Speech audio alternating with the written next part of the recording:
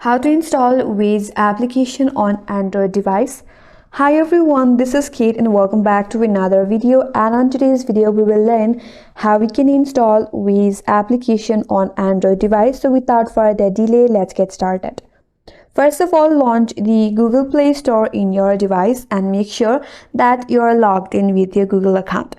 Once you land on this home page, navigate to bottom right corner and tap on the search icon. Head towards the search bar, and in the search bar you have to type in Waze app. Search for it. After that, you will see Waze application there. Tap on it. If you want to view the ratings and reviews or more information regarding the application, you can scroll down and look for it. Once you're done, in order to install or download it in your device, simply tap on install. After that, depending upon your internet connection, the installation might take some time. Once the installation is complete, you can simply open up the application and use it in your Android device. And that's how you can install Waze application on Android.